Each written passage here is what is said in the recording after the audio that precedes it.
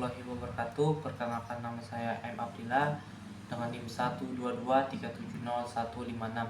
Pada kali ini saya akan membahas tentang materi minggu kedua, mana ini mata kuliah pengantar estimasi sumber daya.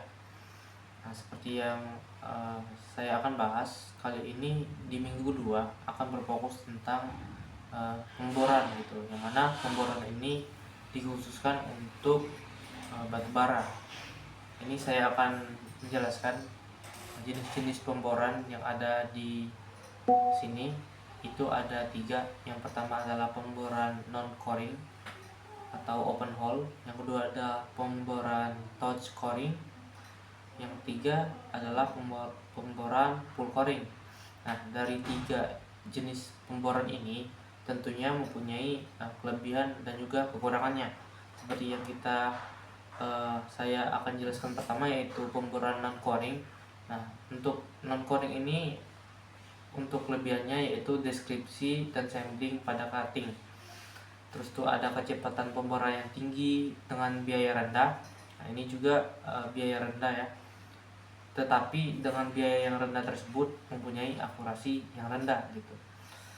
Sering digunakan sebagai pilot hole, juga harus dilengkapi dengan geophysical logging. Nah, ini ya. Jadi untuk kekurangannya sendiri itu di akurasinya yang rendah. Nah, kalau misalkan untuk jenis yang kedua yaitu pemboran touch coring, ini hampir sama yang tadi. Untuk kecepatannya sendiri yaitu pemborannya tinggi hingga sedang, biayanya rendah sampai sedang.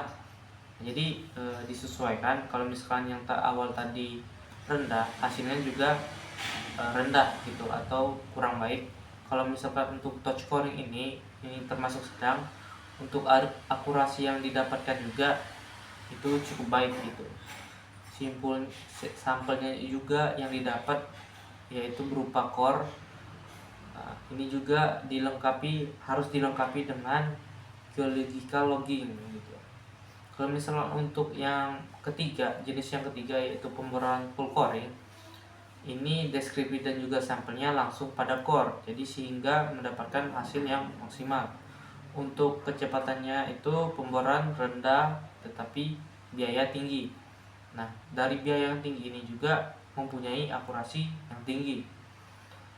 Nah, ini kalau misalkan yang ke 1 dan 2 itu sebaiknya dilengkapi dengan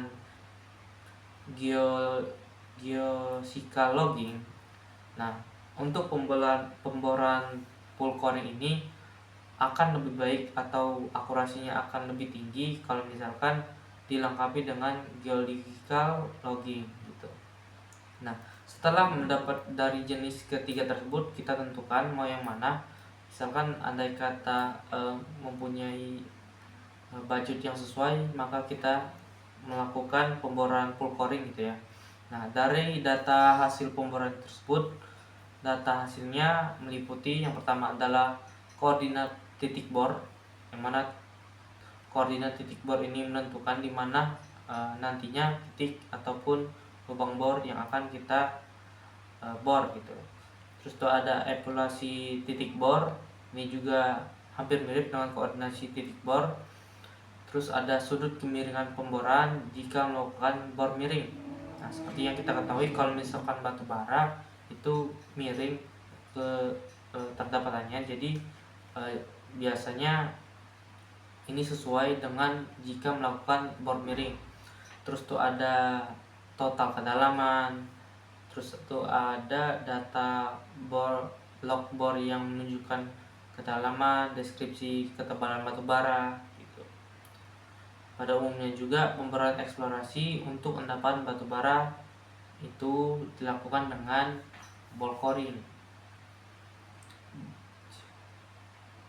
Nah, dari data lubang bor yang sudah lengkap itu dapat diuji dengan uji paritan dan juga uji sumuran, yang mana kalau misalkan dibahas di mata kuliah pemetaan eksplorasi, untuk parit uji ini kedalamannya bisa mencapai hingga 8 sampai 10 meter gitu.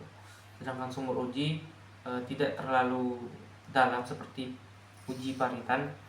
Ini dari 1 hingga 2 meter saja, hingga menemukan ataupun mendapatkan hasil yang kita mau gitu. Mungkin itu saja yang dapat saya jelaskan mengenai materi minggu kedua, yang mana ini tentang pemboran ya tentunya. Ya, cukupkan. Wassalamualaikum warahmatullahi wabarakatuh.